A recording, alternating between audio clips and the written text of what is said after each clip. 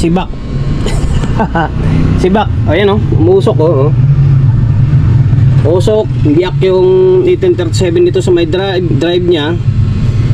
Ayan, literal na umusok talaga siya. Baho, pati dun sila alim oh, mapakikita nyo. Wala kasi flashlight yung GoPro natin. Literal na sunog talaga siya. Bali 4 channel pala ito guys ha.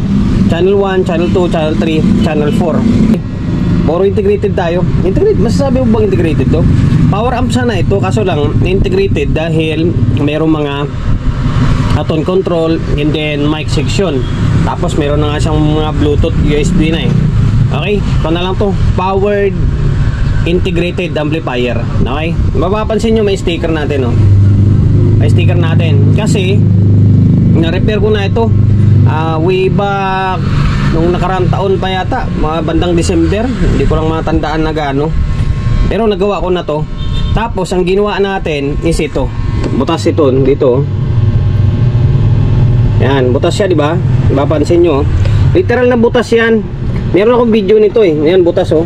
Yan, may mga jumper nga na wire sa loob kasi butas na butas yung board niyan. Ngayon, eto alam ko hindi ko nagawa ito eh. Hindi ko nagalaw ito. Ngayon, ang nangyari ay sibak. Sibak. Ayan oh, umusok oh. Usok, biyak yung 1837 dito sa may drive niya. Ayan, literal na umusok talaga siya. Baho, pati dun sila alim oh, mapakikita nyo. Wala kasi flashlight yung GoPro natin. Literal na sunog talaga siya. Bali 4 channel pala ito guys ha. Channel 1, channel 2, channel 3, channel 4. Bali 2 pairs per channel. 2 pairs per channel. Na ang supply ay 57.5. Mga nasa around 58 supply niya. Mas mataas siya against sa may KB737. Pero MJL yung gamit. MJL yung gamit na output. Okay. Tapos tagto 2 pairs siya kasi ito 2 pairs, isang channel, isang channel, isang channel, isang channel ito. Okay. Ito ngayon yung kwento.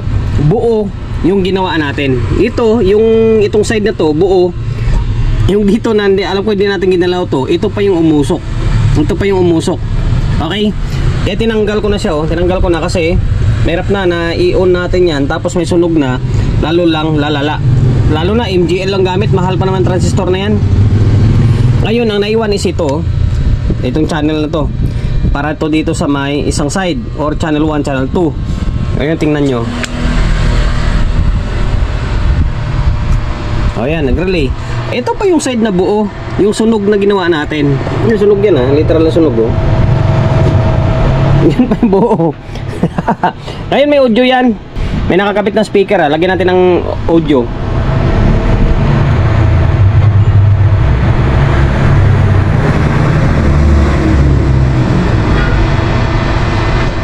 Okay, naka-play na yung cellphone natin. Tingnan nyo. Channel 1. Wala ngayon palang gagana. Okay, ngayon ang channel 2. Meron, diba? Pasensya no, gawain natin yan. Meron channel 1. Meron, diba?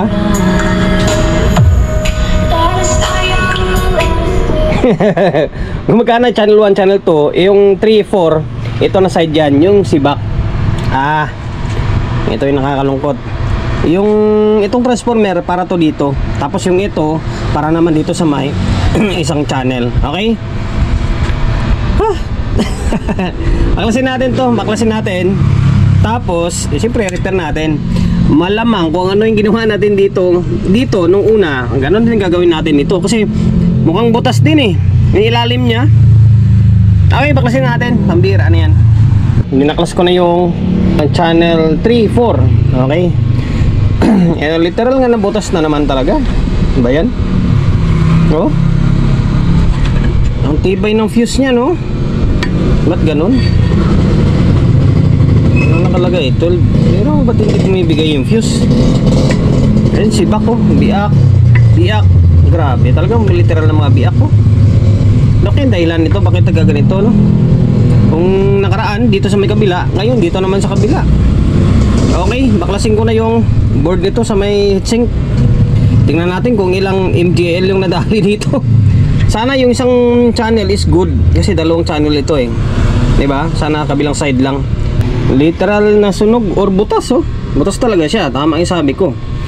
Kung pwesto mo siyang ganyan, halos parehas lang. Sabagay dito na side siya eh, sa gitna, dito sa banda. Para sa halos parehas lang, butas talaga siya oh. Ito kasi hindi natin na-repair to, kung mapansin nyo, wala siyang bahid na kwan pa oh. Wala siyang bahid na hinang pa, di ba? Mapapansin nyo. Okay. Tingnan natin kung ilang output yung nadali dito. Sana yung itong side na to is buo. Dito lang sana na side. Malamang mga 4 yan, sunog yan, sigurado. Okay, aningin ko muna yung mga sunog na yan. Binaklas ko na yung mga bloke. Tapos ubos. Hindi, parang isa, may natira. Ito, isa na lang yata. Bira na yan. Ito, short. Tapos ito mukhang maaari buo pa to pero hindi tayo sure. Maaaring buo pa nga to. Hindi, parang shorted din eh. Sira din. Tapos ito short din. Sira talaga siya oh. Inubos yata lahat. Tapos ang drive niyan short din to. Maubos nga talaga ito. Pambihira. Bunutin ko na lang lahat yan. Bunutin ko lahat para ma-check na lang na sa labas. Mukhang ubos nga talaga. Ito pa lang kita. Biyak oh. Biyak ito. Sa kabila biyak din oh. Maubos nga talaga. Biyak to oh. Kasi yung itong side na to para sa may isang channel, tapos yung dito is para sa may isang channel. Ubos talaga. Pambihira oh. Sana may MGL ako na pamalit. Butas oh. Butas oh. Oh yan oh. Para dito sa may isang channel na. Paano sila oh. Nagiging magkaparehas na. Oh, butas din. Parang isang side lang yata sila. Nausog lang ng konti. Dito siya banda sa relay. Yung isa dito eh. Butas na butas siya. Oh. Ayun, binunot ko na halos lahat. Mga transistor dito, binunot ko kasi isa-isahin ko. Kasi ilan yung putok dito, parang 3 eh. Kaya ngayon, isa-isahin ko na lang yan para sigurado. Check ko kung buo pa siya or sira na. Okay, yung mga tipong kailangan bunutin, binunot ko na. Ngayon, yung iba dito, burado na yung value. Diyan naman, meron namang value sa kabilang side eh. Okay, check ko muna. Bali, kuan, dalawang output to la. Ito, tiniran tayo, dalawa, buo pa tong dalawa. Yung dalawa is sira. Doon sa drive niya, sira talaga lahat. Okay, kinabitan ko na ng mga pyesa. Tinanggal ko na yung mga dapat tanggalin. Ito, marami. Sana ba yung mga kuan na yun? Yun, nagaganda laglag no. Yan, mamaya na yung output. Mamaya ako na dagdagan ng output. Drive lang muna. So 4793, hindi na 1837. Okay, yung mga wala tayo ay series muna tayo. Yan, tapos ito binutas natin lalo para hindi nagagapang yung nagagapang yung kwan dyan, yung kuryente kumbaga. Mamaya babarnisan natin yung tulad nito. Kaya tinanggal ko ito kasi pinagagayaan ko siya ng linya. Hindi din, siyempre mga balyo ng mga sunog, yun din natin kuan. Kabisado, kaya tinanggal natin. Pero working ito ah. Yan, ito nangyari, butas din to eh. Ngayon, try natin to. Ano lang ba kulang dito?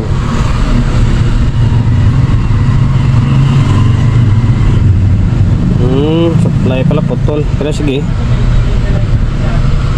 Try natin to. Kung ano mangyari dito. Yung mga bloke open lahat. 10 ohms, dalawang 10 ohms dito. Ito 3.3, 33K, 220, 1.8, tapos mga 10 ohms. Kaganda open. Okay. Ngayon, try natin to. Natin kung ano mangyari. Binalik ko na muna.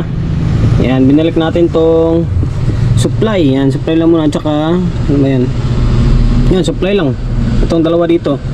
Yan, tingnan natin kung uusok ba or uusok ba. Diba natin? Ayun, nag-relay. nag-relay siya. Kapay natin, baka may umiinit. Pwede na yata ilaban to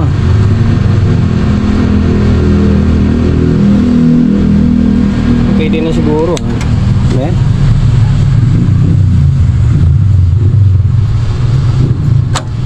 Pwede na siguro to. Pwede lagyan siguro ng output to. Lagyan muna natin ng output, saka ilagay sa may heatsink. Kasi parang umiinit tong drive Hindi naman, maligam-gam lang din naman. Try natin lagyan ng kuwan Lagyan na natin ng heatsink, bahala na. Nilagyan ko na ng heatsink to. Yan Pleto na, MGL pa naman ito. Buti may stock pa ako na 4 na piraso na MGL na tagda 2 pares. Sakto lang na may natira pa. Kung wala, may antala na naman yung gawa natin. Okay. Mamaya, iba-varnish ko na lang yan kapag working na. Although, nasukatan ko na ng bias ito. Normal na. Kumaga working na. Ang kulang na lang dito ay i-audio testing natin. Okay? Iba-varnish ko yun mamaya ko tulad dito. Itong gawa natin. Talagang literal sunog din yan. Pero kita mo hanggang ngayon gumagana naman. Taka ko bakit siguro na sobra na siguro sa volume nila ni bossing to. Okay? Ngayon.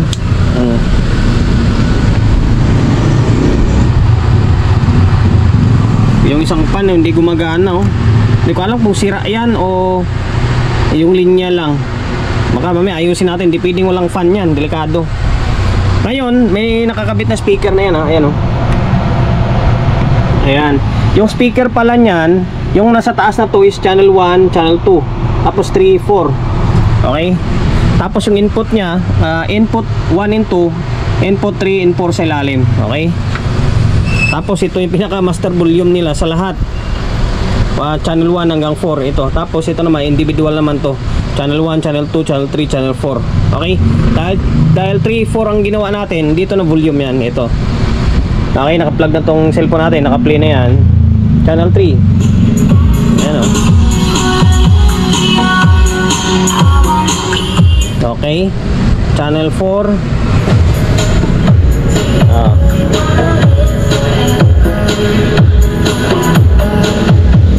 Okay.